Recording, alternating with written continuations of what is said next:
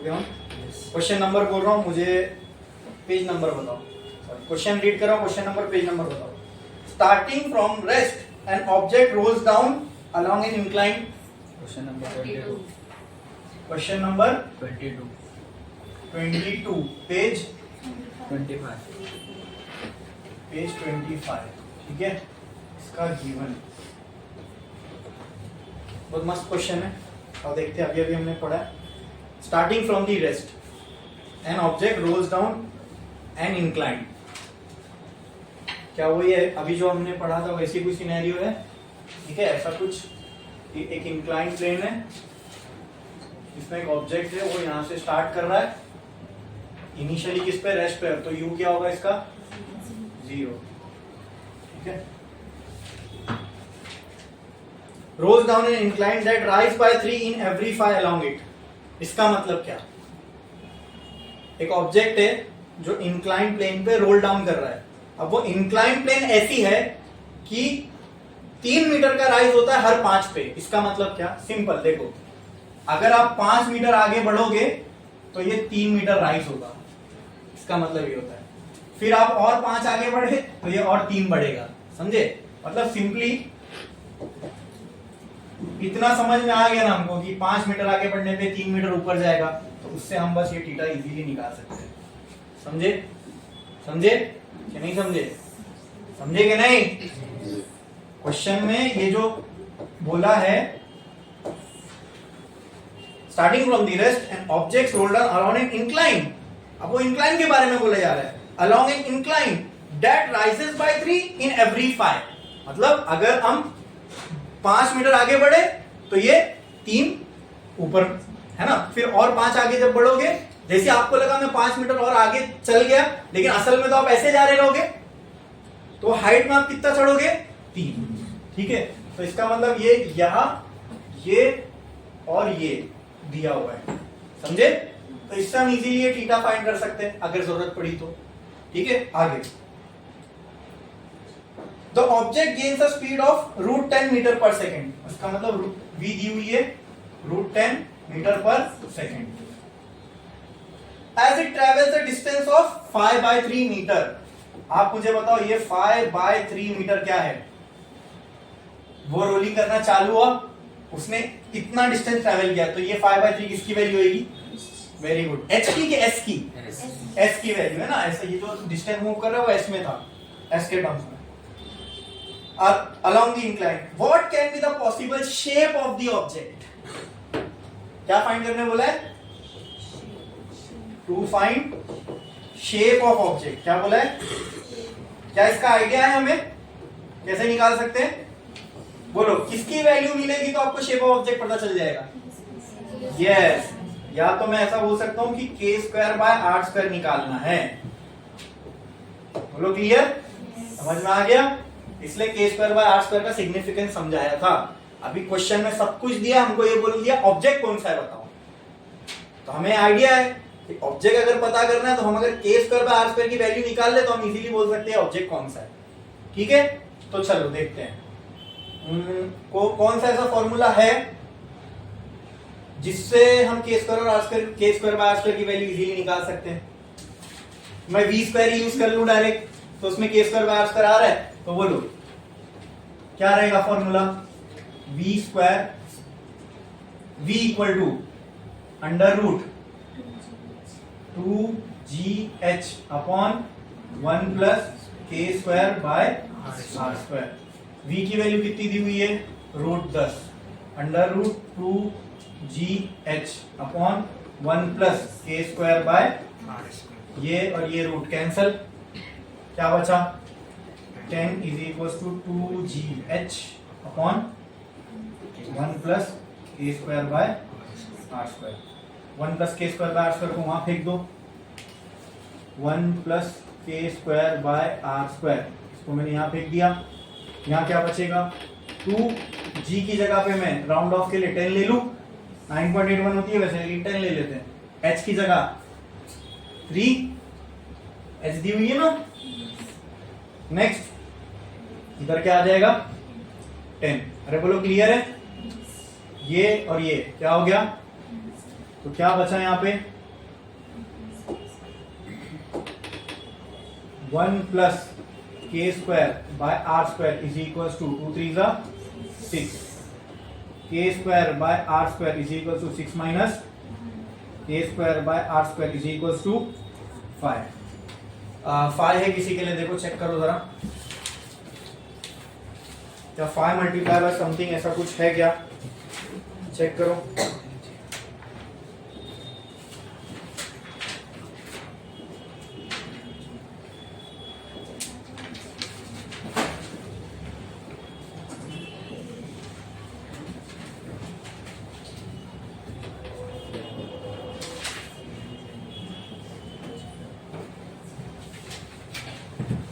मैंने एक गड़बड़ करी यहाँ पे, वो ये थी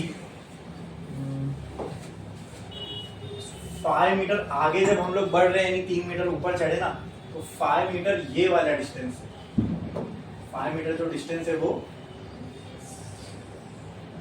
ये वाला डिस्टेंस है, ठीक है। 5 मीटर आगे चलने पर 3 मीटर, तो यहां से आप मुझे बताओ साइन थीटा की वैल्यू क्या रहेगी,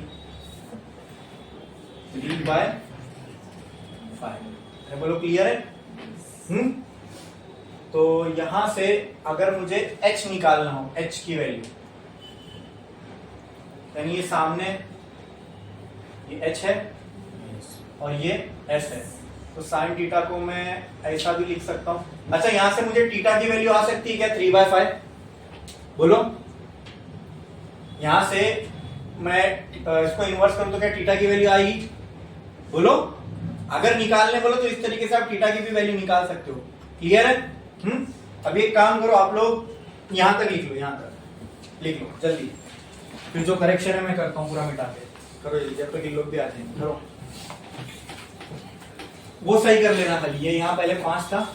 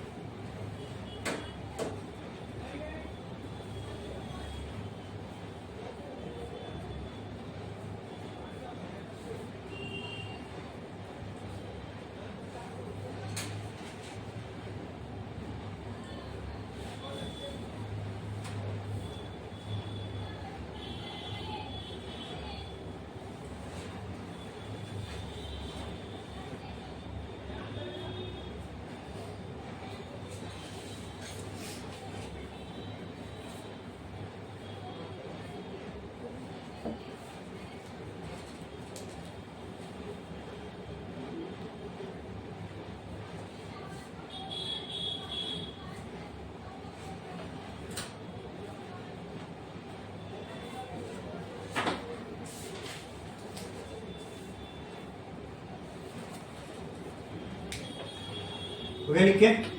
अब मेरे को कैसे समझ में आया कि ये आंसर नहीं हो सकता, क्योंकि फाई ऐसा किसी भी शेप के एमआर स्क्वायर के साथ फाई जैसा टर्म एसोसिएटेड है ही नहीं, ठीक है। तो मैंने चेक किया, मुझे समझ में आया कि हाँ चलो अपनी ये मिस्टेक हुई है राइस और वो इसको लेने में, ठीक है। 5 मीटर आगे चलने पे 3 मीटर इसकी हाइट बढ़ेगी। अच्छा, यहां से मुझे साइन थीटा की ये वैल्यू मिली, ठीक है। अब ये तो इस इंक्लाइन प्लेन की हाइट के बारे में बताया जा रहा है, लेकिन एक्चुअल हाइट हमारे रोलर ने कितना ट्रेवल किया होगा मुझे नहीं पता, लेकिन वो भी हम इससे निकाल सकते हैं, ठीक है। यहाँ पे निकाल देता हूं, पहले मैं यहाँ पे ये डायग्राम वापस बना रहा हूं, देखो थीटा, ये डिस्टेंस s और ये डिस्टेंस कितना था h। मुझे बताओ यहाँ पे साइन थीटा किसके बराबर हो जाएगा, h बाय s के। हाँ, तो यहाँ h किसके बराबर होगा, s sin थीटा के। ठीक है, तो मुझे आप ये बताओ h इज इक्वल टू, क्या s की वैल्यू हमें ऑलरेडी दी हुई है pi by 3 into sine theta, अभी हमें यहाँ से आया v बाय ये कैंसिल, तो ये कितना आ जाएगा, मतलब हमारे रोलर ने कितना हाइट में कवर किया होगा डिस्टेंस 1, तो h की वैल्यू आ गई हमें 1, वो h की वैल्यू हम यहाँ पुट कर सकते हैं।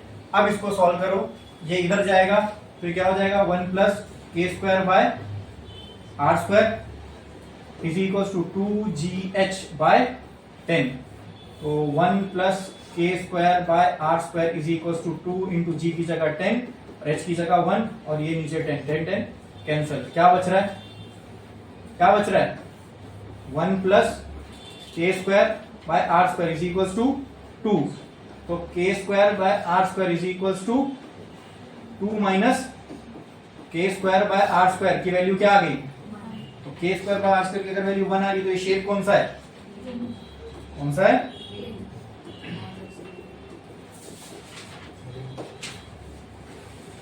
मिल गया शेप, समझे कैसा। ठीक है, मेरे से यहाँ पे क्वेश्चन की इंटरप्रिटेशन में गलती हुई थी, वो क्या, वो राइस वाला कि 3 के 5 के चलने पे 3 का राइस होता है, ठीक है, बट वो चलना हॉरिजॉन्टल वाला डिस्टेंस नहीं है, कौन सा है, इंक्लाइन वाला। ठीक है, तो ये ध्यान रखना, अगर ऐसा कोई क्वेश्चन आएगा तो ऐसा अगर राइस का प्रॉब्लम है तो 5 डिस्टेंस जो लेंगे वो लीनियर इंक्लाइन पे लेंगे। छापो,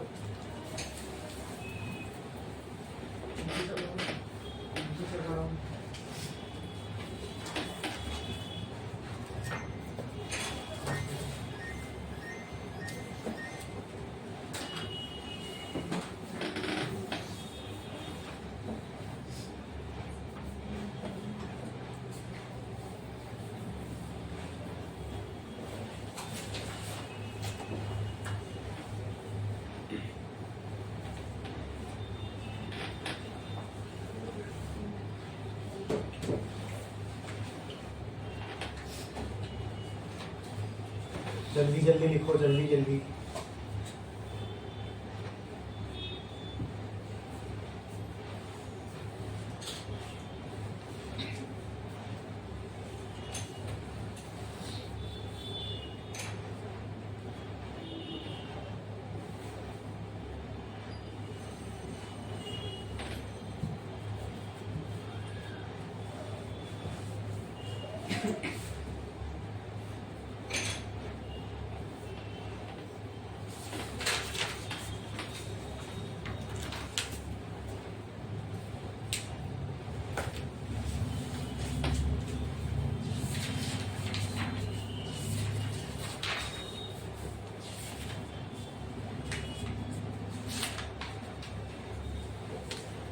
हो गया लिख के,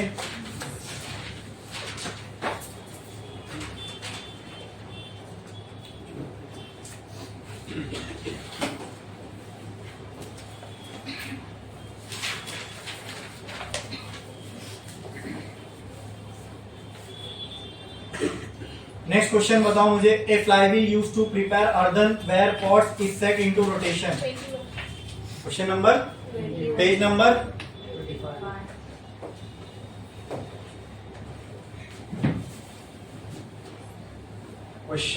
21, पेज 25। ठीक है, इसका B1 लिखने हम जा रहे हैं। ये रहा आपके सामने। A flywheel is used to prepare earthen pot. Flywheel का मतलब कुछ नहीं होता है, सुने हो कभी फ्लाईव्हील का नाम? एक डिस्क होती है, बस डिस्क होती है, उसका पर्पस होता है मशीन के अंदर, इसलिए हम उसको फ्लाईव्हील बोलते हैं। फ्लाईव्हील का पर जैसे मालूम है इलेक्ट्रॉनिक चीज में कैपेसिटर क्या काम करता है? It's stores energy and supply it whenever it is required. ये काम इलेक्ट्रॉनिक सर्किट में कैपेसिटर करता है। उसी तरह अगर कोई मैकेनिकल सर्किट है, यानी कहीं पे ऑपरेशन मैकेनिकली हो रहा है, जैसे किसी मशीन के अंदर गियर्स चल रहे हैं, बेयरिंग है, स्लाइडिंग रोलिंग कुछ हो रही है, तो ये मैकेनिकल सर्किट हो गया, यानी मैकेनिकल सिस्टम हो गया। इलेक्ट्रॉनिक सिस्टम में चार्ज को स्टोर करने के जरूरत पे देने का काम कैपेसिटर करता है, वैसी काम मैकेनिकल सिस्टम में फ्लाईव्हील करता है। कौन करता है? लेकिन यहाँ पे एज सच कुछ वैसा काम नहीं लिया जा रहा है जो हमारा क्वेश्चन है उसमें, ठीक है। फ्लाईव्हील एक कंपोनेंट होता है इंजन का, हर इंजन में होती है फ्लाईव्हील, ठीक है। जो इंटरनल कंबशन इंजन होता है ना, पेट्रोल डीजल पे जो चलते हैं, उनमें होती है फ्लाईव्हील। फ्लाईव्हील ही क्लच पे जब अटैच होता है तब जाके पीछे की पूरी असेंबली रन होती है। जब हम क्लच प्रेस करते हैं ना तो क्लच और फ्लाईव्हील अलग हो जाते हैं प्रेस करने पे, और जब हम क्लच छोड़ते हैं तो क्लच जाके धीरे धीरे फ्लाईव्हील से मर्ज हो जाता है। फ्लाईव्हील घूमती है, उसके साथ फिर क्लच भी घूमता है, फिर पीछे की सारी चीजें घूमती है, ठीक है। तो फ्लाईव्हील का बेसिक अभी आपके लिए फ्लाईव्हील समझना इतना ही है बस। फ्लाईव्हील का मतलब एक डिस्क, जैसे 10 रुपए का कॉइन, 1 रुपए का कॉइन है, समझ रहे हो? डिस्क का मतलब समझ में, एक प्लेन ऑब्जेक्ट ऐसा सर्कल में, ठीक है, 2D फिगर, ओके। अब ये flywheel is used to prepare earthenware pots. इसका मतलब क्या? अब जो मटका बनाते मालूम, उन लोग एक प्लेटफॉर्म के ऊपर क्ले रखते हैं और फिर उसको ऐसा हाथ से शेप देते हैं, तो वो जो प्लेटफॉर्म है ना, उसी को फ्लाईव्हील बोला जा रहा है। वो भी तो सर्कुलर डिस्क की होती है ना, जिसपे क्ले पटक के फिर मटके को शेप दिया जाता है, समझे? तो वो जो प्लेटफॉर्म है जो घूमता रहता है, अर्दनवेयर पॉट्स मतलब ये मिट्टी के यूटेंसिल्स, दिए हो गए, ग्लास हो गए, मटके हो गए, ठीक है, इनको अर्दनवेयर बोलते हैं। तो ये बनाने के लिए flywheel is used to prepare earthenware pots, समझे? फ्लाईव्हील का मतलब डिस्क। अब वो डिस्क की होती है ना जिसपे क्ले पटक के उसको शेप दिया जाता है, हाँ, तो ऐसी एक डिस्क यानी flywheel is used to prepare what? Earthenware pots. अब जाहिर सी बात है वो घूम ही रही होगी, यहाँ रोटेशन आ गया, और वही हमारा चैप्टर रोटेशनल मोशन, ठीक है। अब इतना पार्ट समझ में है। Flywheel used to prepare earthenware pots, तो फ्लाईव्हील क्या हो रही होगी? तभी तो तुम मटका बना पाओगे, शेप दे पाओगे, ठीक है। Is set into rotation at 100 RPM. ओ, अभी हमने डिस्कस किया रोटेट हो रही होगी। अब ये भी बता दिया कितनी फ्रीक्वेंसी से रोटेट हो रही है। क्या है उसकी फ्रीक्वेंसी रोटेट होने की? 100 आरपीएम। आरपीएम का मतलब समझते हो? रोटेशन पर मिनट। क्या दिया हुआ है? 100 आरपीएम। अच्छा, इसका ये क्या दिया हुआ है ना, इसका आइडिया आपको और अच्छा तब लगेगा अगर मैं आपको ये बोलूं कि अगर ये रोटेशन पर सेकंड होता तो मैं इसको क्या बोल सकता था? हाँ, 1 सेकंड में कितने चक्कर लग रहे हैं, ये इसका मतलब हुआ। अगर ये रोटेशन, अगर ऐसा बोलता 100 रोटेशन आरपीएस लिखा होता, 100 रोटेशन पर सेकंड, मतलब 1 सेकंड में 100 चक्कर काट रहा है। 1 चक्कर मतलब 1 साइकिल, 100 चक्कर मतलब इतनी साइकिल 1 सेकंड में हो रही है, इसको क्या बोलते हैं? एग्जैक्टली। तो ये आरपीएम भी दिया हुआ है, मतलब फ्रीक्वेंसी दिया है, बस मिनट में दिया हुआ है, सेकंड में नहीं दिया हुआ है, समझे? तो इसको मैं बोल सकता हूँ कि मुझे फ्रीक्वेंसी दी हुई है, ठीक है। तो इसको पहले हम अपनी यूनिट में कन्वर्ट कर लेते हैं। ये मीटर मिनट्स में, तो सेकंड में इसको कन्वर्ट करना है, तो कम ही होगा ना सेकंड में। 1 मिनट में ज्यादा चक्कर कटेंगे, 1 सेकंड में उससे कम कटेंगे। तो मिनट से सेकंड में कन्वर्ट करने के लिए हमने इसको 60 से डिवाइड कर दिए। अभी किस में कन्वर्ट हो गया? यहाँ में फ्रीक्वेंसी आ गई आरपीएस। बोलो क्लियर है? तो वो जो मटका जिसपे रखने वाले हम, क्ले जिसपे पटकने वाले, वो कितने पे घूम रहा है? 100 RPS. Next, it is in the form of disc. ये लो अभी बता रहा है, पहले से ही मालूम था।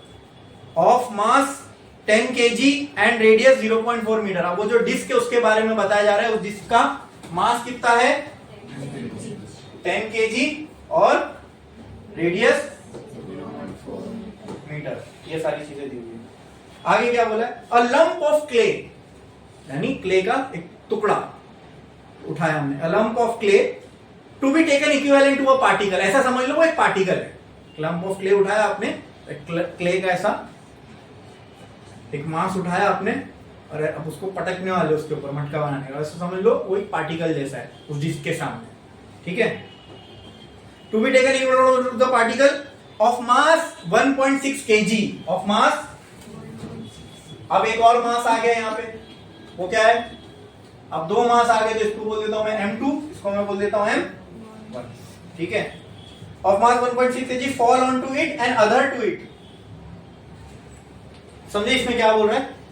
वो फ्लाईव्हील थी, वो घूम रही थी, आपने क्ले का मास लिया, उसके ऊपर पटक दिया, वो चिपक जाएगा उस पे, है ना। एंड अधर टू इट मतलब चिटक गया, एडहेसिव या अधर हो जाना मतलब चिटकना, ठीक है। And other to it at certain distance x। हाँ, अब ये क्या है, ये मान लो डिस्क थी, ये ऐसे गोल गोल घूम रही थी, मैंने क्ले, ये डिस्क का सेंटर था, मैंने क्ले या इसके ऊपर पटक दिया, लेकिन वो सेंटर पे लगने की बजाय वो क्ले यहाँ आ गया, यानी यहां से कुछ x डिस्टेंस पर जाके ये क्ले चिटक गया। समझे इतना? ठीक है। Eight certain distance x from the centre, centre से कुछ x डिस्टेंस दूर पे ये क्ले का टुकड़ा चिटक गया यहाँ पे। Calculate x if the wheel now rotates at 80 rpm। अब क्ले का टुकड़ा पटकने के बाद वो डिस्क जो है वो 1 सेकंड में अब कितने चक्कर लगा रही है? 80 लगा रही है। मतलब ये भी क्या दी हुई है? फ्रीक्वेंसी, ठीक है। तो ये F2 बोल देता हूं मैं इसको F1। तो F2 will be equal to 80 divide by 60 RPS। Clear है? इतना समझ में आया? अभी तक कोई डाउट? अपने को क्या फाइंड करना है? x फाइंड करना है, ठीक है। मैं यहां पर एक और सवाल अच्छे से बना लेता हूं। ये वो डिस्क है, ये है फ्लाईव्हील, इसके सेंटर से कुछ डिस्टेंस x है, यहाँ पे हमने पटक दिया, ये क्या है? क्ले, और ये फ्लाईव्हील ऐसे घूम रही है, ठीक है। हमें क्या निकालना है? To find x। कितना समझ में आया? बोलो, इसमें किसी को कोई डाउट है अब तक?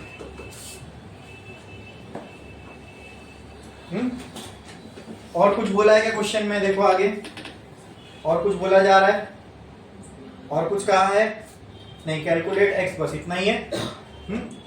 अब कैसे सॉल्व करेंगे इसको? एक इनिशियल कंडीशन कुछ दी हुई है और उसके बाद का कुछ सिनेरियो बोला जा रहा है, कैसे सॉल्व करेंगे? अच्छा, इसको सॉल्व करने से पहले मैं आपको एक और चीज बता देता हूं। हमने एंगुलर मोमेंटम का कंजर्वेशन पढ़ा था। क्या होता है एंगुलर मोमेंटम का कंजर्वेशन? L जो है वो कांस्टेंट रहेगा। कब? जब टाउ कितना होगा? Tau net will be equal to 0, ठीक है। इसको मतलब अगर टाउ 0 है, टाउ नेट अगर 0 है, तो मैं बोल सकता हूं एंगुलर मोमेंटम कांस्टेंट रहेगा, ठीक है। ओके। लेकिन पता कैसे चलेगा टॉर्क 0 है? इसके टॉर्क 0 होने का एक और कारण हो सकता है। देखो, टॉर्क का क्या ये फॉर्मूला होता है? I इंटू अल्फा है ये टॉर्क का फॉर्मूला। अगर ये 0 हो तो क्या, सॉरी, अगर ये 0 हो तो क्या टॉर्क भी 0 होगा? क्योंकि ये तो 0 हो नहीं सकता। अगर टॉर्क 0 है, ठीक है, टॉर्क 0 होने का कारण क्या क्या हो सकता है? मोमेंट ऑफ इनर्शिया 0 हो, या तो एंगुलर एक्सेलरेशन 0 हो, ठीक है। अगर ये मोमेंट ऑफ इनर्शिया किससे बना है? मास और डिस्टेंस से, बराबर। अब मास, कोई चीज रोटेट कर रही है तो उसका मास तो 0 हो नहीं सकता, मास तो होगा उसके पास, बराबर। तो इसमें से क्या 0 होने के चांसेस है कि ये 0 हो जाए? Angular acceleration. अरे बोलो क्लियर है? बोलो क्लियर है? हाँ। और एक चीज, एक तो अगर ये 0 है तो क्या मैं बोल सकता एंगुलर एक्सेलरेशन, अगर मैं इसको डिफरेंशिएट करूं तो क्या मैं ये भी बोल सकता हूं कि अगर एंगुलर एक्सेलरेशन कांस्टेंट हो, अगर एंगुलर एक्सेलरेशन कांस्टेंट हो तो भी टाउ नेट 0 हो सकता है। हाँ, जैसे फॉर एग्जांपल आपने फोर्स देखे थे। फोर्स के लिए एक्सेलरेशन कब आता है? अगर लीनियर मोशन हो रहा है तो एक्सेलरेशन कब आता है? जब नेट फोर्स 0 ना हो। जब नेट फोर्स 0, अगर नेट फोर्स 0 है, अगर नेट फोर्स 0 है, किसी बॉडी पे लगने वाला नेट फोर्स 0 है, तो बॉडी मूव करेगी क्या? अगर मूव नहीं करेगी तो एक्सेलरेशन क्या होगा? 0। अरे यार ये बात समझ में? अरे बोलो, पक्का क्लियर है? अगर बॉडी कोई कांस्टेंट वेलोसिटी से चल रही है, ठीक है, कांस्टेंट वेलोसिटी से चल रही है, वेलोसिटी चल रही है, वो वेलोसिटी उसकी कांस्टेंट है, ठीक है, टाइम के साथ, तो उसका कुछ एक्सेलरेशन होगा क्या? बॉडी का मूव होना ये गारंटी नहीं करता कि वहां क्या बोलते हैं वेलोसिटी एक्सेलरेशन के बारे एक्सेलरेशन होगा ही होगा, ठीक है। अगर एक्सेलरेशन का मतलब क्या होता है? Rate of change of velocity with respect to time. अगर टाइम के साथ वेलोसिटी चेंज नहीं हो रही है, इसका मतलब एक्सेलरेशन। हमारी सोच में कभी कभी ये बैठा हुआ रहता है बॉडी चल रही तो एक्सेलरेशन होगा, है ना। लेकिन एक्सेलरेशन का डेफिनेशन देखो जाके, क्या है? एक्सेलरेशन होता है change in velocity with respect to time. अगर कोई बॉडी चल रही है, 10 मिनट तक चल रही है, लेकिन उसकी वेलोसिटी में कोई चेंज नहीं आ रहा, तो चल तो रही है अभी भी, लेकिन वेलोसिटी में कोई चेंज नहीं आ रहा है। 0 से 10 तक के बीच में कोई चेंज नहीं आ रहा है वेलोसिटी में, तो क्या इसके पास एक्सेलरेशन होगा? बॉडी तो फिर भी मूव कर रही है। हाँ, अरे आ रही बात समझ में? If a body is moving with constant velocity, आ रही बात समझ में, तब भी इसका एक्सेलरेशन क्या हो सकता है? 0। ये आ गया लीनियर के केस में। ओके ओके, अब सुनो मेरी बात। अगर बॉडी कांस्टेंट एंगुलर वेलोसिटी से घूम रही है, तो क्या एंगुलर एक्सेलरेशन भी 0 हो सकता है? देखो बोलो ये बात। अगर एंगुलर एक्सेलरेशन 0 होगा तो क्या टाउ 0 होगा? अगर टाउ 0 होगा तो क्या एंगुलर मोमेंटम कांस्टेंट ले सकता हूं मैं? यस, समझ में आया? अब ये उसी का केस है, वो मुझे कैसे समझ में आया देखो। पहले फ्लाईव्हील अकेले घूम रही थी, ठीक है, उसके बाद इसके ऊपर मास डाल दिया गया। अब ये मास भी फ्लाईव्हील की स्पीड को मैच करेगा ना, उसके साथ ही घूमेगा ना, बराबर। फ्लाईव्हील लगाते इसलिए ताकि अभी जैसे गाड़ी में लगी होती है फ्लाईव्हील और क्लच जाके उससे चिपकता है, तो क्लच क्या करेगा? फ्लाईव्हील की स्पीड को मैच करेगा। अब ये रोटेट कर रही है तो दोनों के पास कौन सी स्पीड इक्वल होगी? एंगुलर। समझ में आ रहा है? तो क्ले के गिरने के बाद क्ले और फ्लाईव्हील दोनों सेम स्पीड से चलेंगे। बोलो, मतलब फ्लाईव्हील की स्पीड पहले थी ओमेगा, ओके, अरे बोलो, हाँ। अब उसके क्ले के गिरने के बाद फ्लाईव्हील और इसकी दोनों की स्पीड मैच हो जाएगी। अरे बोलो, क्लियर है? दोनों सेम स्पीड से चलेंगे। तो सेकंड वाले केस में भी क्या मैं बोल सकता हूं? सेकंड वाले केस में क्या मैं बोल सकता हूं कि एंगुलर एक्सेलरेशन 0 होगा, क्योंकि वहां पे जो वेलोसिटी है वो कांस्टेंट है, चेंज नहीं हो रही, तो एक्सेलरेशन 0, एक्सेलरेशन 0 तो नेट टॉर्क 0, नेट टॉर्क 0 तो एंगुलर मोमेंटम को मैं क्या ले सकता हूं? कांस्टेंट। समझ में आया? अरे बोलो, Yes. पक्का? तो कहना से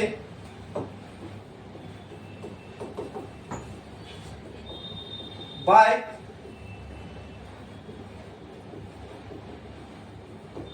conservation of angular momentum L1 is equal to L2।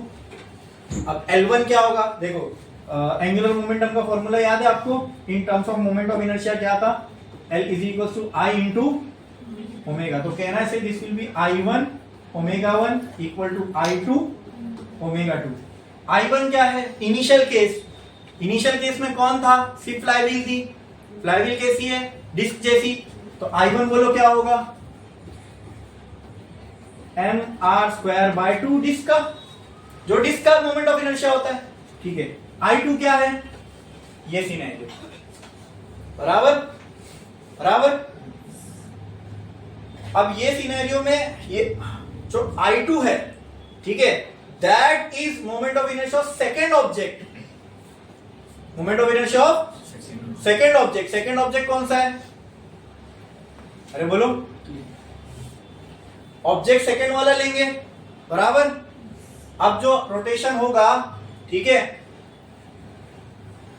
ये एक्सिस के अबाउट देखेंगे, क्योंकि यहां पे एक और मास आ गया।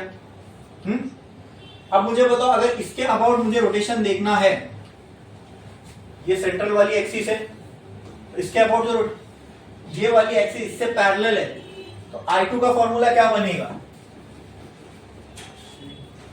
ICOM प्लस M क्या था? A² कुछ था ऐसे? अरे बोलो, तो अरे था क्या नहीं? पैरेलल एक्सिस थ्योरम में ICOM plus M into A²। यहाँ पे ICOM क्या है बोलो? mr² plus mass of second object कितना है? इंटू A² मतलब ये डिस्टेंस, तो ये डिस्टेंस क्या है? तो ये पूरे की जगह क्या मैं ये लिख सकता हूं? बोलो। तो मैं I1 की जगह पे ये लिख देता हूं mr² 2 इंटू ω1 दिया हुआ है हमें, ω1 दिया हुआ है। अरे बोलो कितना? ω1 है ना भाई? अच्छा हाँ, ω1 नहीं दिया हुआ है, निकाल सकते हैं, लेकिन f दिया है तो ओमेगा निकाल सकते हैं। देखो मैं वो भी यहां कर देता हूं, चलो। Omega is equal to 2πf बराबर। तो ω1 will be equal to 2πf1। तो ω1 कितना हो जाएगा बोलो? 2πf1 100/60 into 100 divided by 60। उसी तरह ω2 क्या हो जाएगा बोलो? 2π। तो ω2 की क्या वैल्यू आएगी? 2π60 नहीं 80/60। ठीक है, ये आ गया हमें ω2। अब लगभग सारी चीजों की वैल्यू मिल गई है। हाँ, पुट करूं। I1 की वैल्यू क्या है? mr²/2। ω1 कितना है? ω1 कितना है? 2π 100/60 इज इक्वल टू, अब I2 बहुत लंबा चौड़ा टर्म हो जाएगा। ठीक है, वो आप डालो I2 का टर्म, और फिर उसके बाजू में क्या आएगा? ये पूरा। ठीक है, ठीक है। तो वो जब पूरा लिख दोगे, मुझे आप बताओ, यहाँ मास भी दो है ना, उसको मैंने m1 दिया। तो यहाँ मास 1, यहाँ पे मास 2। ठीक है, ठीक है। अब ये वाला टर्म पूरा जब उठा के आप यहाँ पर भी मैं लिख देता हूँ, तो पहले का ही मास है, यहाँ m1 और यहाँ m2 की जगह मैंने जो उसका मास था वो डाल दिया। ठीक है, ये पूरा टर्म जब तुम उठा के यहाँ रखोगे, m1 मालूम है? बोलो। रेडियस ऑफ डिस्क दिया हुआ है, x नहीं मालूम है, तो इस साइड पे क्या अननोन बचेगा? x। इस साइड पे चेक करो, m मालूम है, r मालूम है, पूरी इक्वेशन में क्या अननोन रहेगा? वही तो निकालना है, समझे? ठीक है, इसके बाद वाले स्टेप में ये लिखो, और इसके बाद वाले स्टेप में ये वाला ऐड कर दो, बस वहीं तक करो, बाकी कैलकुलेशन करते हैं। ठीक है, छापो छापो छापो जल्दी।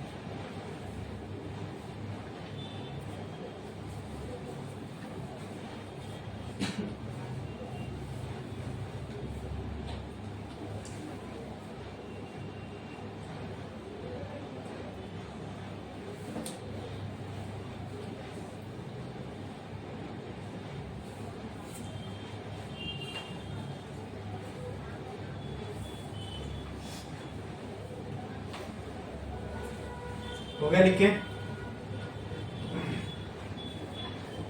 करो।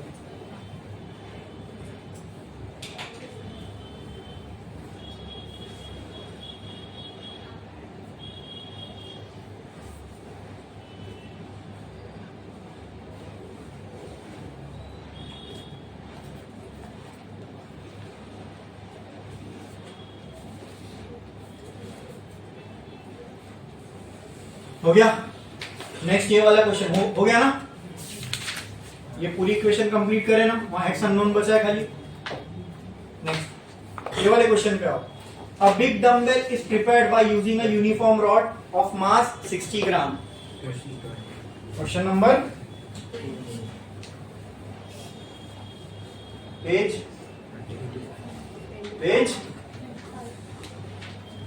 इसका गिवन क्वेश्चन में क्या बोला? एक a big dumbbell is to be prepared by using uniform rod of mass 60 gram and length 20 centimetre. एक डंबल बनाना है। डंबल समझते हो? ये होता है डंबल। हाँ, इसकी जो लेंथ है, ये जो टोटल लेंथ है, ये कितनी है? 20 सेंटीमीटर। ठीक है? और इसका जो मास है, ठीक है, इसका मास कितना दिया हुआ है हमें? मास ऑफ रॉड बोलता हूं मैं, एमआर कितना दिया हुआ है? 60 ग्राम है। हाँ, 60 ग्राम। आगे, two identical solid sphere of mass 50 gram and radius 10 centimetre. तो इनका मास कितना है? मास ऑफ स्फीयर कितना है? 50 ग्राम। यहाँ मास ऑफ स्फीयर कितना है? 50 ग्राम। ठीक है, तो मैं यहाँ लिखता हूं मास ऑफ रॉड 60 ग्राम है। केजी में करो कितना हो जाएगा? 60 इंटू 10⁻³ केजी। अरे बोलो, क्या कोई डाउट है? अलग दिया हुआ है। कितना दिया मास? 25। किसका? कट करके 50 कर दो, कट करके 50 कर दो। ठीक है, मास ऑफ स्फीयर कितना दिया हुआ है? 50 ग्राम। तो 50 को मैं ऐसा लिख सकता हूँ 50 इंटू 10⁻³ केजी। हालांकि अगर मैं सबको ग्राम में ही रखूं तो कुछ गलत नहीं होएगा, क्योंकि ये सेंटीमीटर में, ये ग्राम में। ठीक है, लेकिन हमारी एक स्टैंडर्ड प्रैक्टिस है, एसआई में करके चलेंगे तो एसआई में करके चलो। ठीक है, लेंथ ऑफ रॉड, इसको मैं बोलता हूँ लेंथ ऑफ रॉड कितना हो जाएगी? 20। तो इसको मैं बोल सकता हूँ 20 इंटू 10⁻² मीटर। हाँ, और फिर रेडियस ऑफ स्फीयर दिया हुआ है। कितना दिया हुआ है? बोलो radius of sphere. Radius of sphere कितना है? हाँ, 10 सेंटीमीटर। तो इसको मैं लिख सकता हूँ 10 इंटू 10⁻² मीटर। आगे क्या बोला? Calculate the moment of inertia of a dumbbell when rotated about an axis passing through its centre and perpendicular to its length. मतलब ये एक्सिस है, passing through the centre and perpendicular. ये dumbbell ऐसे rotate कर रहा है, इस पूरे डंबल का मोमेंट ऑफ इनर्शिया निकालना है।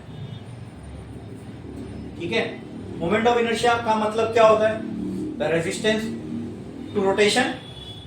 ये होता है ना, रोटेशन मोशन को जो रेजिस्ट करेगी प्रॉपर्टी, उसी को हम मोमेंट ऑफ इनर्शिया बोलते हैं। रोटेशन मोशन को ना होने देने वाली चीज, बराबर। अच्छा, अब देखो ये डंबल किससे किससे बना है? रॉड और स्फीयर से। ये भी रोकेगा, ये भी रोकेगा, बराबर। तो इसका भी कुछ मोमेंट ऑफ इनर्शिया होगा खुद का, इसका भी कुछ मोमेंट ऑफ इनर्शिया होगा खुद का, इसका भी कुछ मोमेंट ऑफ इनर्शिया होगा खुद का। तीनों के मोमेंट ऑफ इनर्शिया मिला के इस पूरे का मोमेंट ऑफ इनर्शिया आएगा। हाँ, और क्योंकि इसके इस एक्सिस के अबाउट घूम रही है, तो इसका भी मोमेंट ऑफ इनर्शिया यहाँ से, इसका मोमेंट ऑफ इनर्शिया यहाँ से, और रॉड का मोमेंट ऑफ इनर्शिया यहाँ से निकाल लेंगे तो हमें आ जाएगा। अरे बोलो क्लियर है? तो कहना है से to find moment of inertia of dumbbell. ठीक है, कैसे आएगा बोलो? इसका इसका इसका तीनों का मोमेंट ऑफ इनर्शिया ऐड कर दूंगा तो आ जाएगा। तो कहना है right moment of inertia of dumbbell is equals to moment of inertia of rod plus 2 दो स्फीयर है into moment of inertia of sphere. सही है? अरे बोलो मोमेंट ऑफ, क्योंकि एक स्फीयर इधर भी है, एक एक करके ऐड करो, इससे अच्छा 2 से मल्टीप्लाई कर दो, खत्म। हाँ, मुझे आप बताओ क्या रॉड के लिए इसकी सीओएम से ही पास हो रहा है? तो रॉड का सीओएम का मोमेंट ऑफ इनर्शिया का फॉर्मूला क्या है, देख के बताओ। रॉड का सीओएम से ही पास हो रहा है ना, सेंटर ऑफ मास से एक्सिस पास हो रही है, ठीक है। रॉड का सेंटर ऑफ मास बीच में ही लोकेट होता है। रॉड का सीओएम से मोमेंट ऑफ इनर्शिया बताओ क्या होगा, बताओ जल्दी।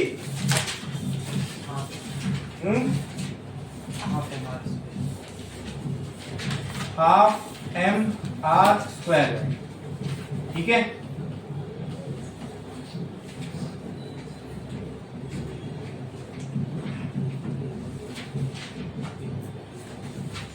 कहां से? हाँ,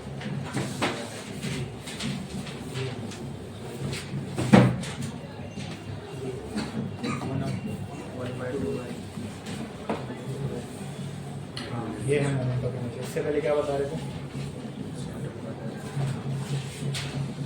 1/12 ये सेंटर से है, ठीक है, मोमेंट ऑफ इनर्शिया।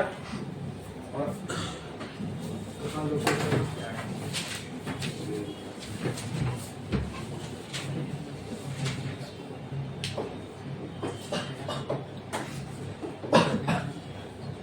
बोलो क्या है इसका मोमेंट ऑफ इनर्शिया? तो इसको मैं ऐसा बोल सकता हूं mr²/12। हाँ हाँ, क्या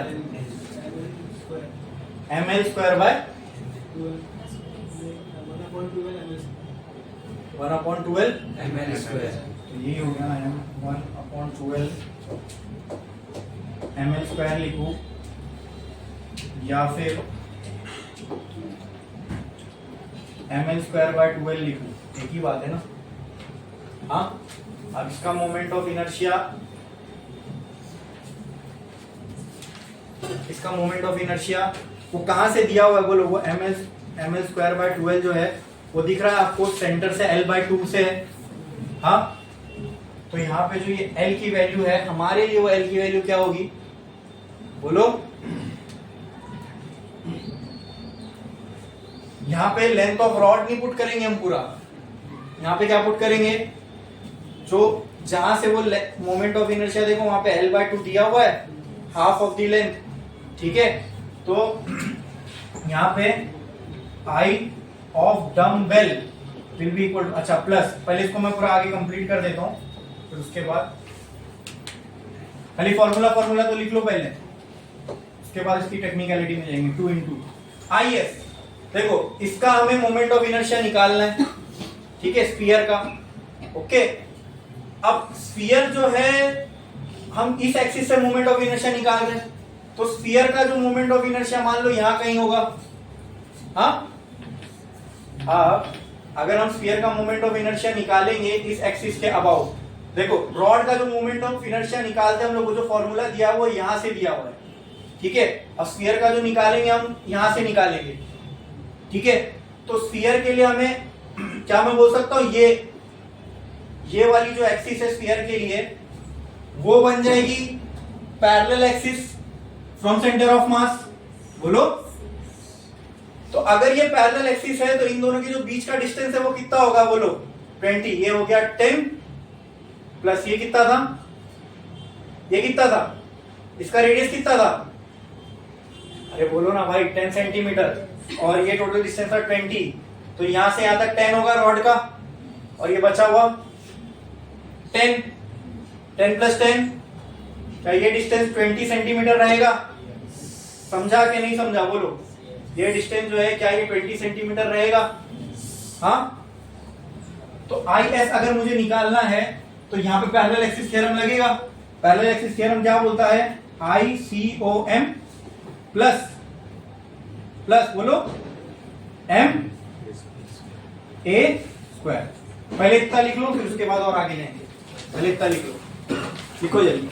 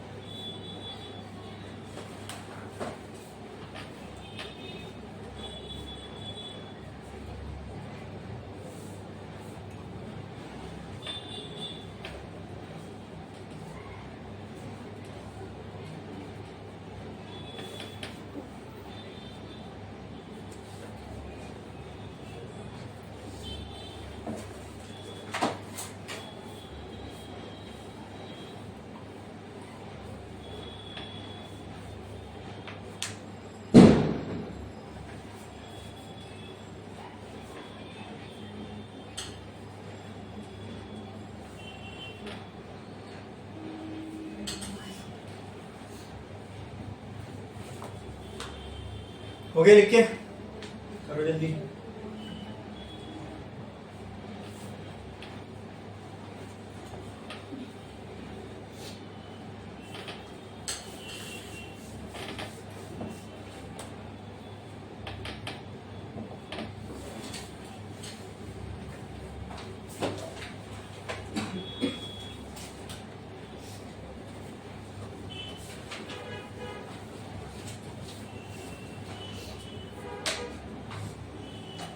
हो गया। अब simple moment of inertia of rod निकाल लिया हमने, moment of inertia of sphere निकाल लिए। अब moment of inertia of dumbbell कितना हो जाएगा, देखो ml²/12। मास ऑफ रॉड कितना है 60 इंटू 10⁻⁻3। लेंथ ऑफ रॉड कितना है 20 इंटू 10⁻²/12। हो गया रॉड का खत्म। प्लस बाकी का मैं इधर लिख रहा हूं, ठीक है। स्फीयर का 2 इंटू ICOM मतलब इस स्फीयर के लिए देख रहे हैं तो देख के बताओ स्फीयर का सेंटर ऑफ मास क्या होगा, मोमेंट ऑफ इनर्शिया क्या होता है। 2.5 mr²। यहां आ जाएगा 2/5 mr² plus m into a² मतलब ये डिस्टेंस, मतलब कितना है वो 20 का स्क्वायर बराबर।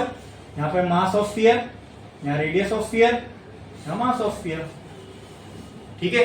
दिया हुआ है सब कुछ, बोलो। इस पूरे को कैलकुलेट करोगे, जो भी सॉल्व करने के बाद कैलकुलेशन करेंगे जो भी आएगा तो क्या आपका moment of inertia of dumbbell मिलेगा। छापो, लिखो जल्दी। कोई डाउट है इसमें किसी को? अगर कोई स्पेसिफिक चीज है या पार्ट है जो नहीं समझा तो पूछो, बोलो, अरे बोलो। कुछ डाउट है? पक्का समझ में आया? ठीक है, छापो।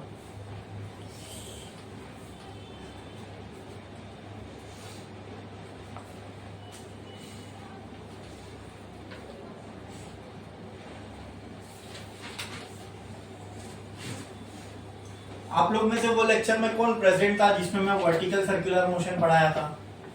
टेंशन एट अलग अलग पॉइंट निकाले थे हमने, क्रिटिकल वेलोसिटी निकाले थे। आप तीनों में से बताओ, आप और आप तीनों में से कौन प्रेजेंट था वो लेक्चर में? वर्टिकल सर्कुलर मोशन में याद है ना, tension at A, tension at B, tension at C, critical velocity at A, critical velocity at B, critical velocity at C, याद है?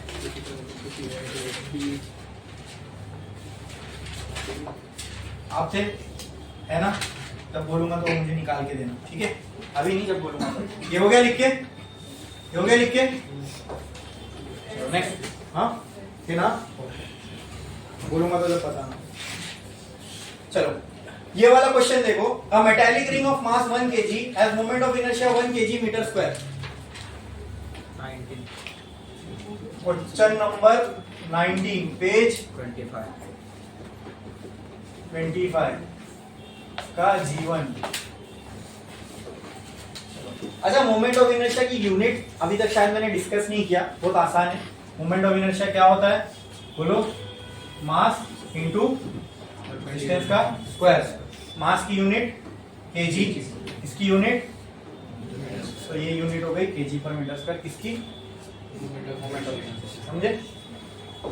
क्या प्रॉब्लम सॉल्व करने के बाद मोमेंट वो लिखना जरूरी है ना, यूनिट।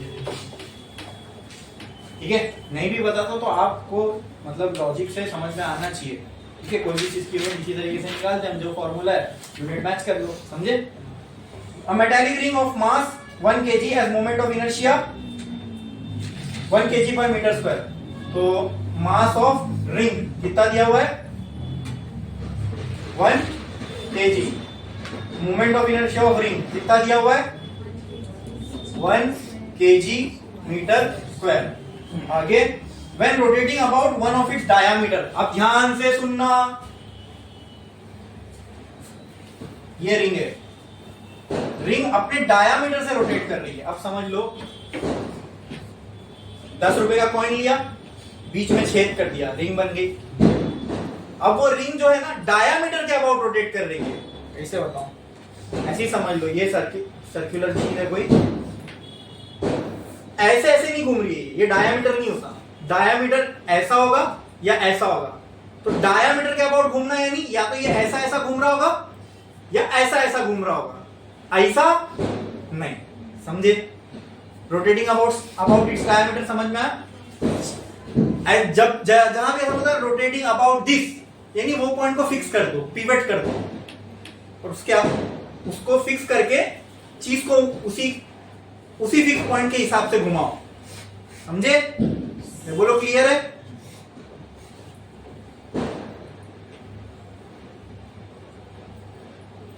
क्वेश्चन में क्या बोला है? Metallic ring of mass 1 kg as moment of inertia when rotating about it on its diameter. तो या तो मैं ये लूं कुछ भी लूं चलेगा, मैं ये डायामीटर कंसीडर करता हूं। ठीक है, अब ये रिंग जो रोटेट हो रही है कुछ ऐसे रोटेट हो रही है।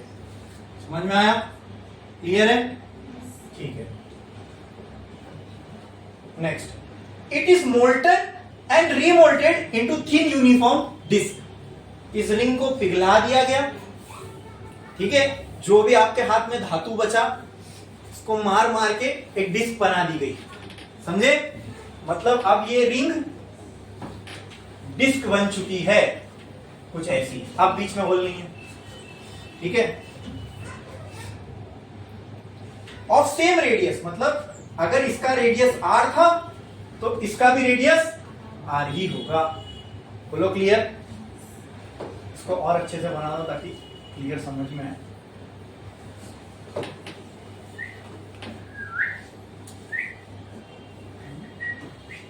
ये हो गया। ठीक है, तो ये डायमीटर के बाद घूम रही है। ओके, इस रिंग को पिघला दिए, जो भी आपके हाथ में मेटल बचा उसको ठोक पीट के क्या बनाया हमने?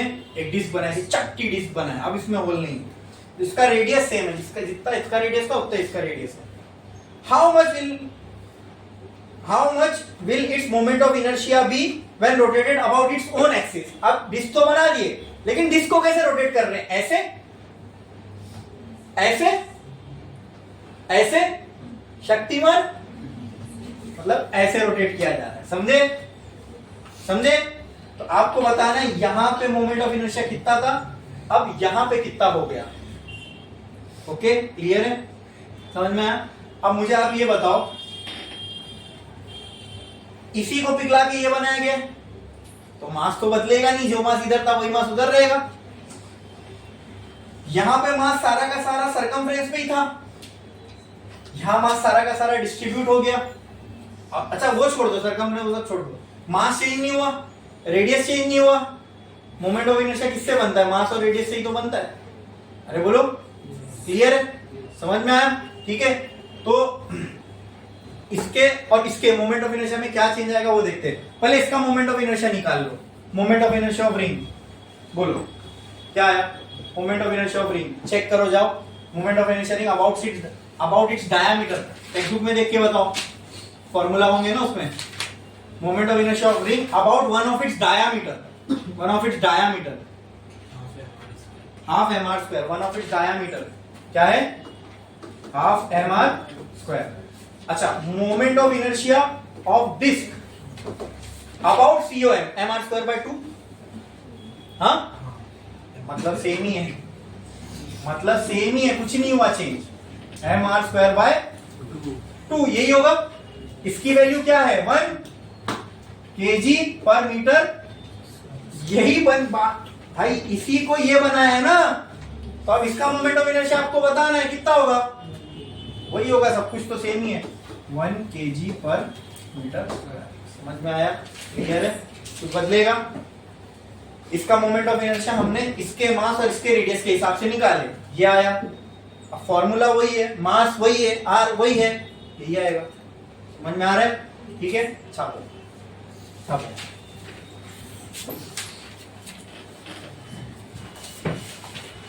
लो 1 मिनट वो निकाल के दो।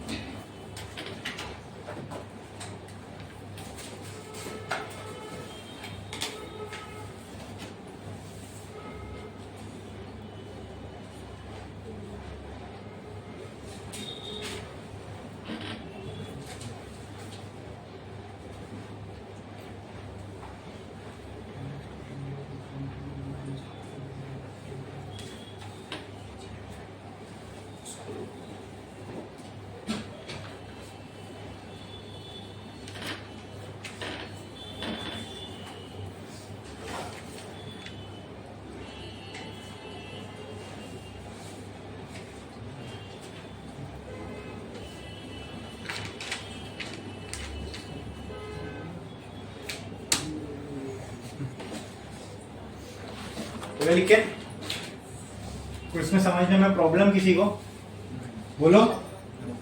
हाँ,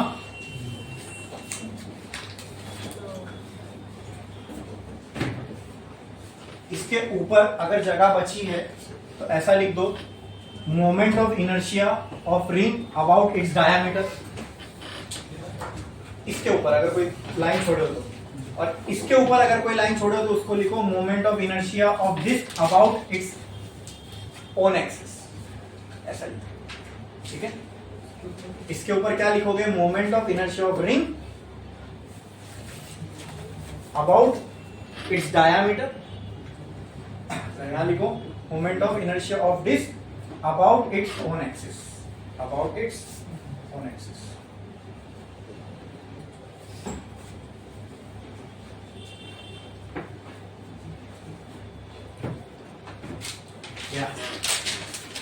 अरे आगे नेक्स्ट, ये क्वेश्चन पे आओ और मुझे बताओ, अ मोटरसाइकिलिस्ट एज अ पार्टिकल, यानी मोटरसाइकिलिस्ट को तुम क्या मानो, एक particle, is undergoing vertical circle. Question number 18 की 8, क्वेश्चन नंबर 18 पेज 25 का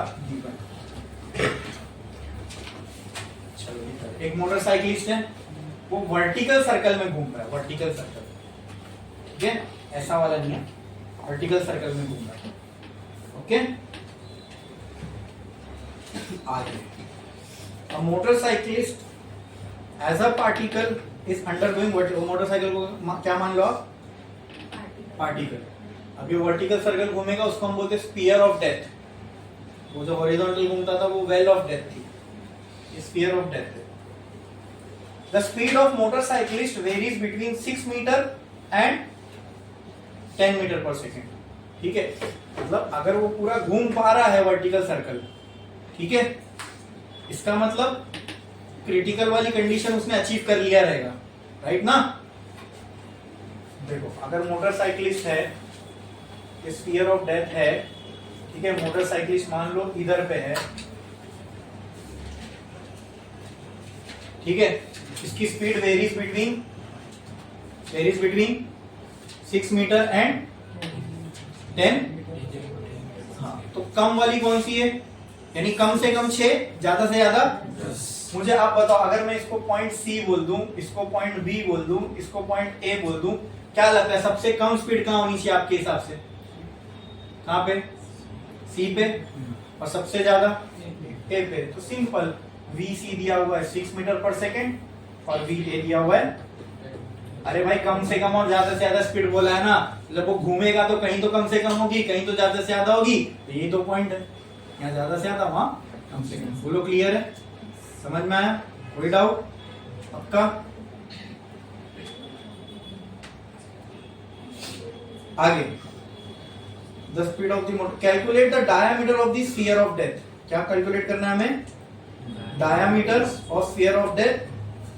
how much minimum values are possible of two speeds, how much minimum values are possible for two speeds. Minimum मतलब ये कम से कम कितनी हो और ये कम से कम कितनी हो। कम से कम का मतलब ये कम से कम कितनी हो कि पूरा चक्कर काट ले, बस, और कुछ नहीं, ठीक है। ये हमने देखा है कि कम से कम कितनी वेलोसिटी होनी चाहिए कि पूरा चक्कर काट ले, वो कंडीशन पे हम गए, क्रिटिकल वेलोसिटी बोलते हैं उसको, हाँ। चलो पहले टू फाइंड क्या करना है, पहले टू फाइंड लिखते, क्या क्या फाइंड करना है, डायामीटर और सेकंड वी सी एट ए और वी सी एट सी, ये दोनों निकालना है। अरे बोलो, critical eight A, critical eight सी। सबसे पहले चलो क्रिटिकल वाली पहले निकाल लेते हैं, ठीक है। क्रिटिकल वेलोसिटी एट ए, क्या फॉर्मूला होगा उसका, ए पे कितनी वेलोसिटी होगी सी तक पहुंच जाए, √5 rg। तो V C at A is equal to √5 rg। R की वैल्यू पता है क्या, नहीं, तो फिर आर निकालना पड़ेगा। इसके लिए काम करते पहले वही निकाल लेते, डायामीटर, ठीक है, वही सही रहेगा, हाँ बोलो। अब डायामीटर निकालने के लिए मैं आपको एक तरीका बताता हूं, ठीक है, उसको फॉलो करो। मुझे बताओ वी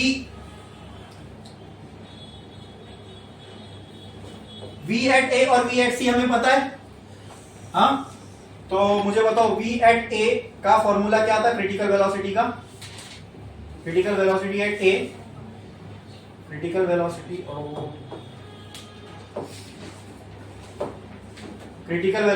एट ए का फॉर्मूला क्या था, 5 rg। Critical velocity at C का फॉर्मूला क्या था, √rg। ये और ये पता है, ठीक है। तो अगर मैं मान लो इन दोनों को स्क्वायर करके माइनस कर दूं, स्क्वायर करके माइनस कर दूं, तो देखते क्या होता है। वी सी ए स्क्वायर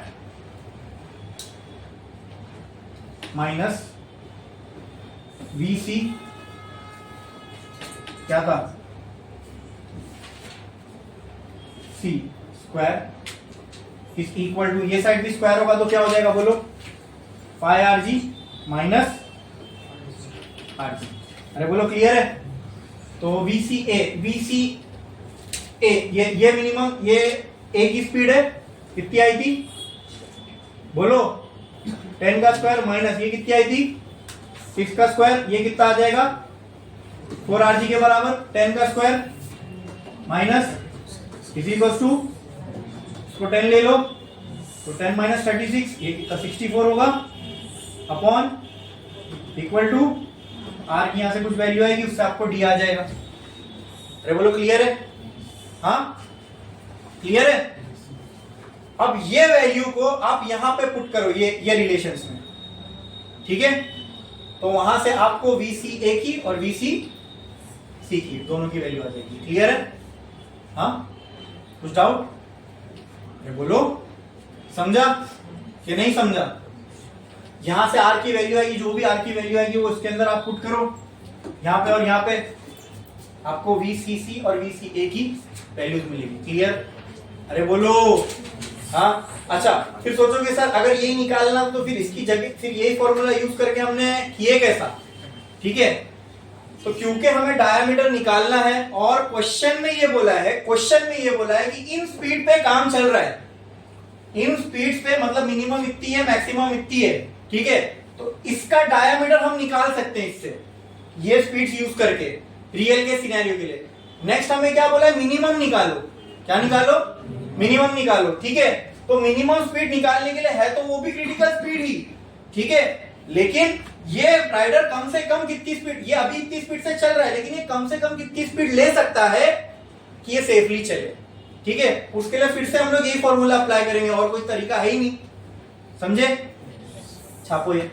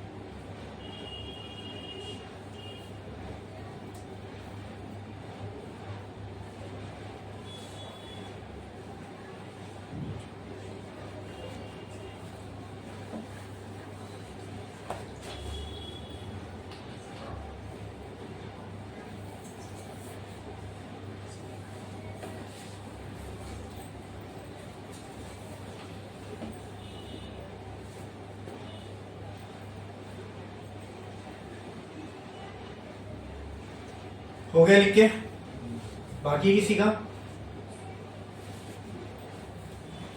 अगर बाकी है तो बोलो। है? देखो देखो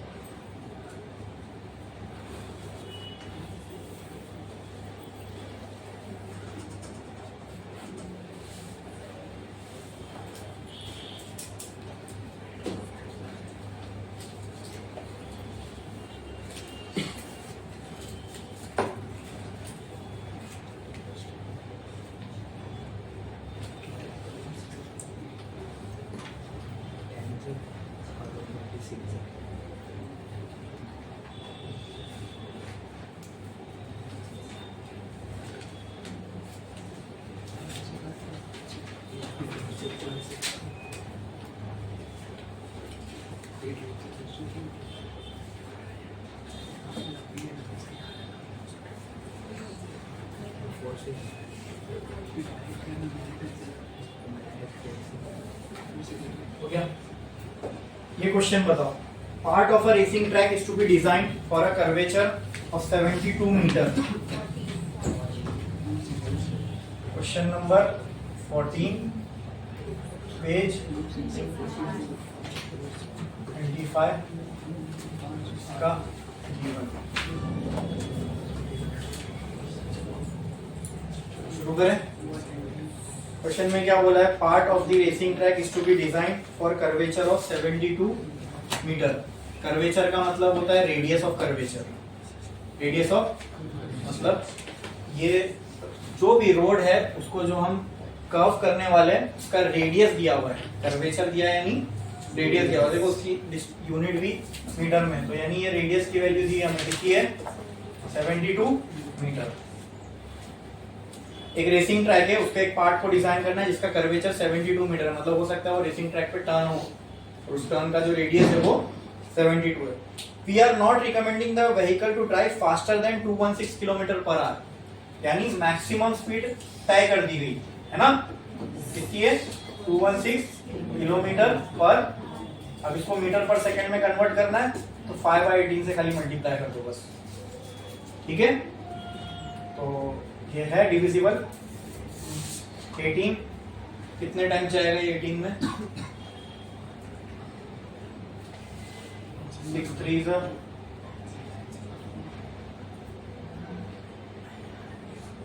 ये बताओ 6 में जाएगा. बोलो 6 में 21 टाइम्स कितनी बार जाता है? नहीं जाएगा ना.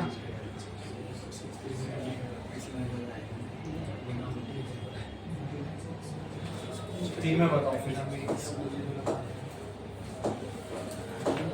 चलो वो टाइम पास नहीं करना अपने को. वी मैक्स एक आ गया किसमें? मीटर पर सेकंड में. ठीक है, आगे आगे कितना है? 60. वी मैक्स कितना है? 60 मीटर पर सेकंड. ठीक है, मीटर पर सेकंड में. आगे what with what angle should the road be tilted. अब इतनी स्पीड से गाड़ी चलने वाली है रोड पे, तो रोड को क्या करना पड़ेगा? बैंक. क्या करना पड़ेगा? Eight what angle the road should be tilted. पहले क्या निकालना है? टू फाइंड बोल दिया गया. क्या क्या निकालना है? To find. बोलो. At what angle road should be tilted मतलब क्या निकालना है? थीटा निकालना है, एंगल ऑफ बैंकिंग. ठीक है, next. By what height will the outer edge be with respect to inner edge? Bank road देखे थे हमने, ऐसा होता था. ये हॉरिजॉन्टल से कुछ एंगल थीटा, यही है वो बैंकिंग एंगल. ये रोड के आउटर एज, ये इनर एज. ठीक है, मान लो ये डिस्टेंस जो है ये विड्थ ऑफ रोड है, तो ये हाइट अपने को निकालने बोला है, तो हाइट ऑफ रोड निकालनी है अपने को. If the track is 10 metre wide, यानी क्या दिया हुआ है? यही है वो रोड, ये कितना है? 10 मीटर वाइड. बोलो क्लियर. तो यहां से एक चीज तो हमें समझ में आ रही है, अगर मैं ये निकाल लूं थीटा, तो मैं साइन थीटा से एच निकाल सकता हूं. पहले थीटा निकालेंगे. बोलो थीटा की वैल्यू कैसे आएगी? बहुत सिंपल है. थीटा की वैल्यू कैसे आएगी? बताया तो था मैंने. विदाउट फ्रिक्शन हमने ऐसा निकाले थे. v equal to tan theta equal to under root v are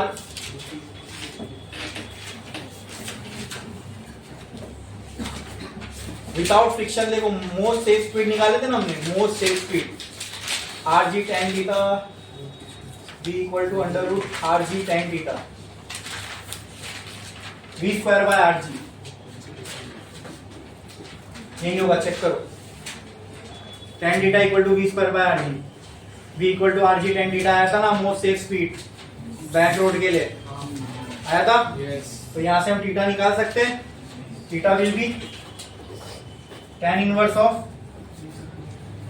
v square bye v पता है, v पता है. tan इनवर्स ऑफ v कितना है? 60. r कितना है? 72. g की वैल्यू 10 ले लो. इसको सॉल्व करो, यहां से क्या आएगा? थीटा आएगा. ठीक है, यहां से चेक करो. फ्रॉम ट्रायंगल कहने से sin theta is equals to h by 10. तो h कितना हो जाएगा 10 sin थीटा, ये हो गई h की वैल्यू। h की वैल्यू मुझे निकालना है तो मुझे 10 into sine theta, h is equal to 10 into sine, जो भी थीटा की वैल्यू आएगी वो यहाँ पुट करो, इससे किसकी वैल्यू आ जाएगी h की मीटर से, ये डायरेक्ट आ जाएगा रेडियंस में। बोलो क्लियर है, समझे? हाँ अच्छा, अब मेरे को ना एक चीज आप लोग बताओ थोड़ा सा सोच के, अगर थीटा की वैल्यू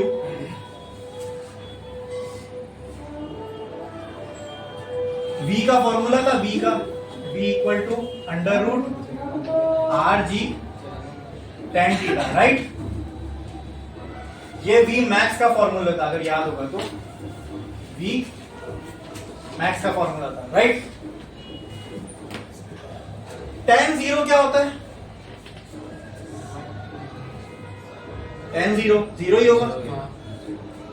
tan 45 बोलो,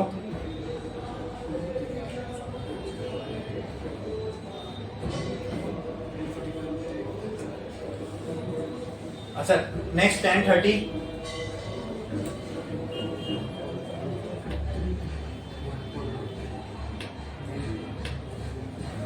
अच्छा जाने दो, छोड़ो, फिलहाल इतना ही कर दो। ये दोनों से थीटा और h आ जाएगा, छापो,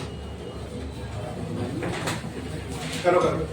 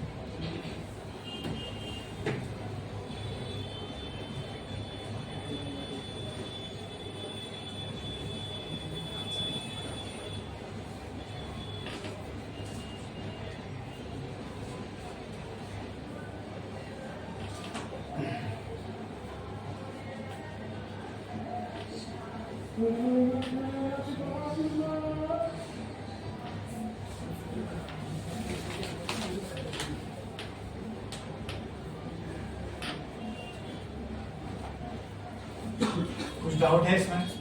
कोई चीज ऐसी है जो नहीं समझ में आई हो? बोलो।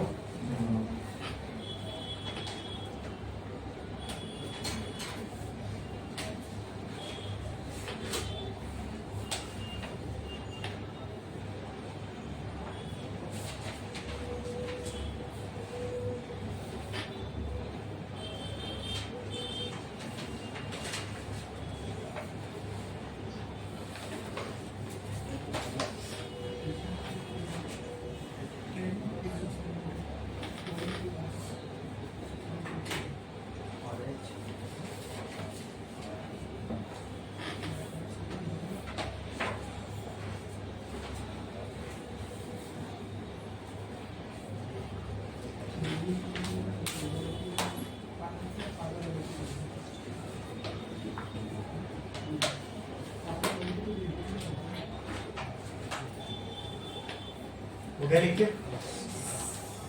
बढ़े आगे। ये क्वेश्चन बताओ मुझे, a road in the previous question, मतलब इसी क्वेश्चन से रिलेटेड है वो question. Constructed as per requirement the coefficient of static friction between the tyre of a vehicle, शायद इसकी बाद वाला क्वेश्चन होगा। हाँ, क्वेश्चन नंबर 50 ऐसा दिया है क्या? The road in previous question या क्वेश्चन नंबर 15? अच्छा, क्वेश्चन नंबर 15 है। हो गया ना ये? हमारे लिए क्वेश्चन नंबर कौन सा है वो? क्वेश्चन नंबर 15 पेज 25 इसका गिवन। ठीक है, नेक्स्ट क्वेश्चन में क्या बोला है? The road is constructed as per the requirement. मतलब आपने उस क्वेश्चन में थीटा निकाल लिया, रोड की हाइट निकाल ली, अब उस हिसाब से आपने रोड बना भी लिया। ठीक है, मैं आपको बताता हूं उस क्वेश्चन को जब आप सॉल्व करोगे तो थीटा की वैल्यू 78 पॉइंट समथिंग समथिंग आएगी।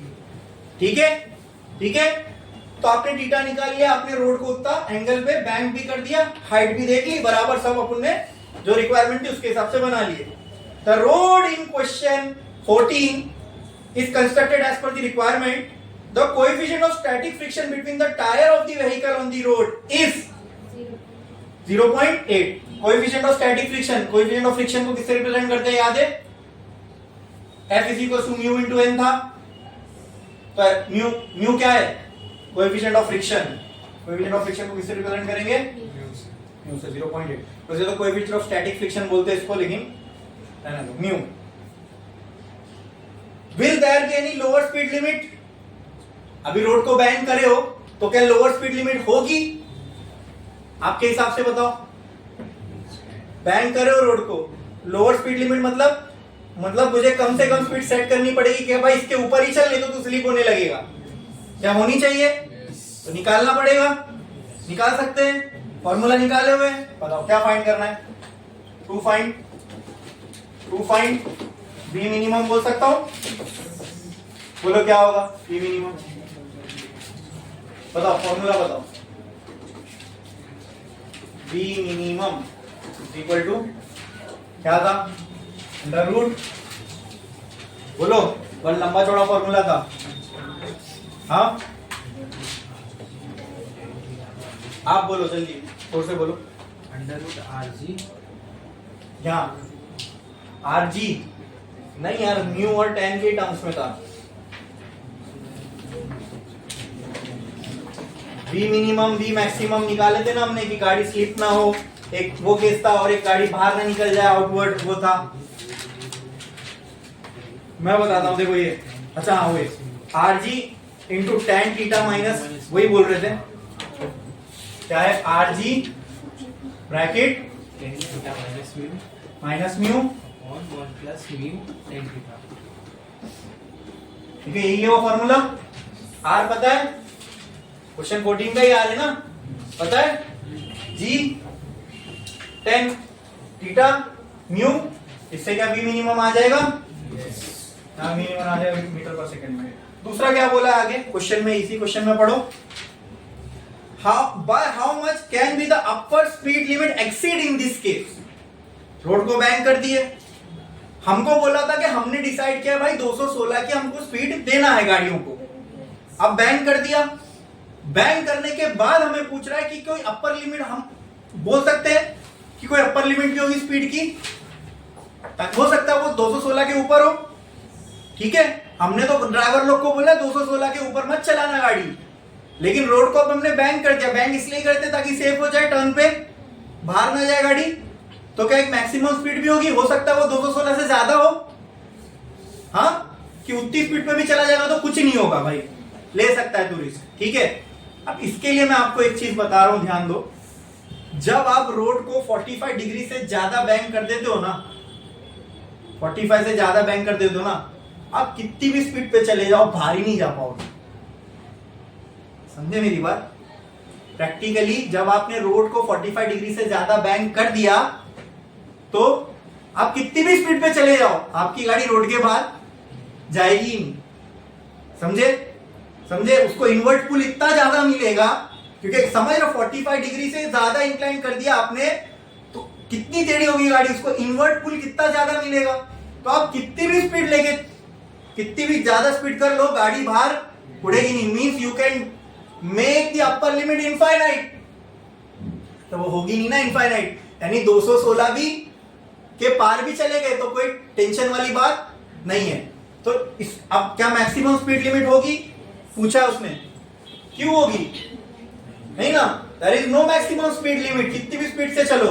तो यहां पे लिख देते हम लोग, सिंस क्या हमारा थीटा 45 से ज्यादा है, since theta is greater than 45 v max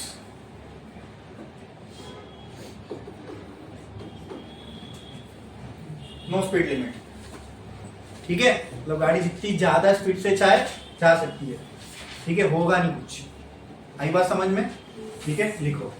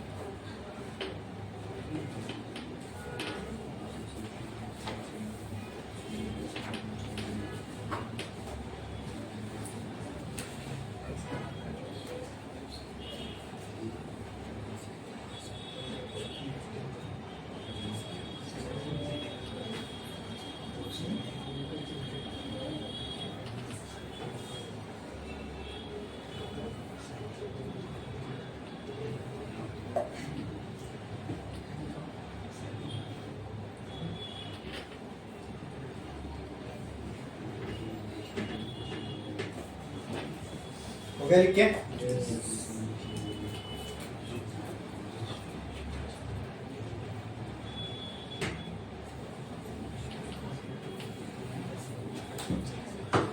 ठीक है, आज के लिए बस इतना ही।